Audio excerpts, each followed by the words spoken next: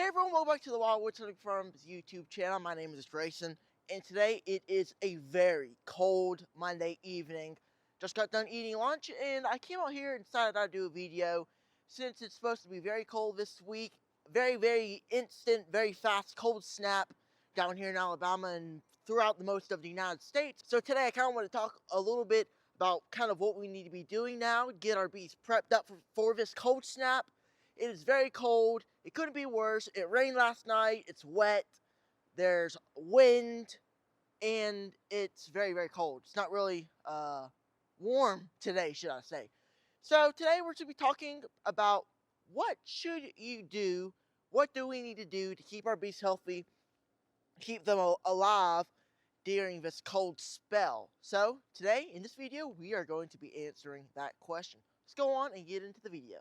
The first thing that is really important for us beekeepers to be doing right now to make sure our bees stay alive during this cold spell is to make sure we feed our bees, whether it be pollen patties or candy boards. These are candy boards right here. I like feeding candy boards. I know a lot of folks ask me in my videos, Grayson, you're in Alabama, it's warmer, you really don't need candy boards. Why do you feed candy boards? But I'm going to answer that question for you. The only reason I like to feed candy boards is because it's a little bit more efficient for me to be feeding these down here. More efficient just to put these on top of a single colony because I use singles. I don't use doubles. I just use singles. Either way, they're good. And one thing also is that candy boards are really just like sugar bricks but on a board. So it allows me to feed more candy and it makes it more worthwhile. So this candy, these candy boards, they'll last a while. That's really that's really why I like to use them, if you're wondering. And also for me, it really doesn't matter where you're at. It's really important to feed no matter what, especially in cold times. Main reason to feed, if you're a new beekeeper, is if you have a colony that's running out of food because there's warm weather throughout other times, you're in a fluctuating temperature zone, even if you're up north. If your bees get low on food, trying to go out and fly, or if they're just trying to burn their food to stay alive during the cold months, especially up north, they'll run out of food, and then they won't have nothing to eat, and then they'll die due to starvation. So that's why it is really important for us beekeepers to go out, get sugar, make sugar bricks, pollen patties. You don't have to do candy boards and sugar bricks. There's plenty more options, whether it be pollen patties, and of course, this type of candy to feed your bees. I really believe it's one of the most important things for us beekeepers to do, especially in these cold snaps that we have. Like I said multiple times on the YouTube channel, it hasn't really been cold, as like not really badly, cold or anything. But I told you guys every time, whether it be late December, early January, we have that one big cold snap that lasts for about 5 days. And this cold snap here, what it's looking like, it's supposed to be staying like a week, maybe even more. We're supposed to get down to 22, 20. That's not even including the wind chill. It's going to be really cold. So if you're watching, number one thing to do is feed your bees. It's really important. First thing is first, we are going to put this first candy board on top of this colony. Number one, whenever you're doing this, try to do it as quickly as possible. You don't gotta rush through it, but just don't stay in the colony for too long. Like maybe keep your quick peeking, putting in food or whatever you're trying to do. Try to keep it under 5 minutes. That's the best thing you can do. I don't like to spend too much time doing this, but just enough time to get everything right that I need to do. I gotta set my candy board aside for a second so that I can take the super off, because what I was doing was putting the super on to provide a little space. Very windy today, like I mentioned. gotta get this out of my way. It's freezing out here, so I'm gonna try to do this as quickly as possible and not get these bees too rowdied up, because it's way cold out here and don't really want to lose any bees because it's very, very windy. Set that aside. Let's go and put this thing on. Hopefully there's enough space in here to allow some of this extra stuff that's on top of here to stay. There you go. There we go. Got that on there. Then we'll put our lid back on. That's all you gotta do. Keep it very, very short, sweet, and simple to make sure your bees are, number one, alive.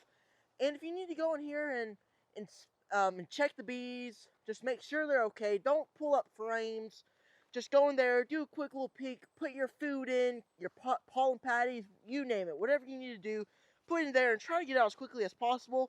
And if you're a new beekeeper, please avoid and please don't pull up frames, especially brood frames in this type of cold weather. Because if you pull up those brood frames in this very much cold weather, then you have the likely chance of killing brood and potentially killing bees. Okay, the second thing that we really need to talk about and come out into the bee yard to do is to put in this piece of cardboard right here under this colony. You may be wondering, what in the world is this for? Well, if you remember, I've been mentioning in this video there's a lot of wind, and there's supposed to be a lot of wind chill in this cold snap today and coming up through the next couple of days during the week. We need to move our entrance reducer, get that out of the way. Try to avoid stirring bees up, which they shouldn't, since they should be clustering up. And what this will do, this little piece of cardboard, I did it last year, and I talked about it when I think I actually was talking about doing this method in a video like this. Is come out here to the bee yard, taking, a piece of cardboard that will fit right here, leave some space. The reason why you want to leave space is so then there'll be enough space for air to go through, because you need ventilation in your colony. And what this will do is block wind. And here's the thing, see this colony, this hive, is of course facing south, so the north will be coming this way, all the way north, south. It's coming from the north, most likely. That's really where all our wind comes from. So as you can see, if there's wind coming from the south, it's not really gonna mess the colony up too much, because I have our entrance reducer here, which will block wind. But as on the back here, this is a screened bottom board. So when you have screened bottom boards, you need to come in here and slide that little piece of cardboard in there to block wind from hitting the cluster and potentially killing or maybe harming the bees. It won't necessarily kill them, but it could in the long term. So that's one great way to block wind. You can make a wind block that's just maybe put a piece of board right here that just blocks the wind, and that works as well too. So multiple different methods. That's one method that I've used for a couple years, and I like to share it whenever we have these winter days. Alright, so the last thing that I really want to mention real quick that is really important to keep our bees alive in winter is ventilation. I know I was just talking about blocking the bottom of your screened bottom board and blocking wind, and that's really important. And you may be wondering that maybe screen bottom boards in winter isn't really great. You'd rather use solid bottom boards, but these can come in handy in winter. You just have to use them the right way. So number one, you need to put your wind cardboard pieces, your wind block to block wind. I need to do that real quick in this colony. So that's number one. So ventilation, like I said, you need to keep a little space here. As you can see, there's space on each side of the cardboard right here. So then you'll still have some ventilation in the colony. Or you can do multiple different methods. Number one, you can do a quilt box.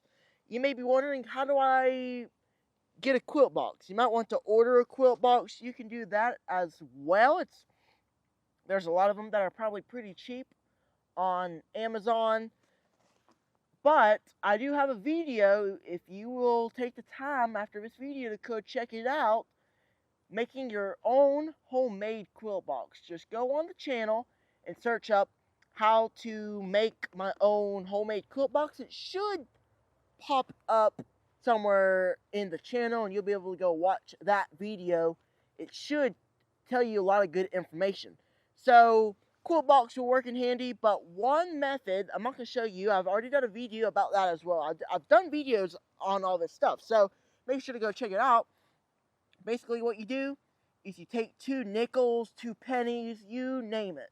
You go on and put it on each side of the colony, and then you put your lid back on. You'll have that little space, that little gap that will allow humidity and unneeded humidity. So that's a very good method. Just put those 2 little pennies right on each side, nickel, a dime, and then you have a little bit of a space there that will really keep your humidity and condensation in check. Alright, thank y'all for watching the video. I really appreciate y'all. I hope y'all enjoyed, and I hope you guys learned some things today. Number 1, feed your bees. Make sure your bees have enough food. Number 2, make sure you have a wind block, some type of wind protection that protects your bees from wind. You don't want to chill your cluster. And number 3, make sure you do leave enough space on your wind block, or your wind cardboard piece that I showed you, or any other method, or use a quilt box to not allow too much humidity and condensation in your colony, because that can also potentially affect your bees in winter and potentially kill them. So those are some really big topics that we need to be talking about right now, and I decided I'd come out here in the bee yard and talk about it. So I hope y'all enjoyed again. Go on and click the thumbs up button, and we'll catch you guys on the next beekeeping video. Take care, everyone.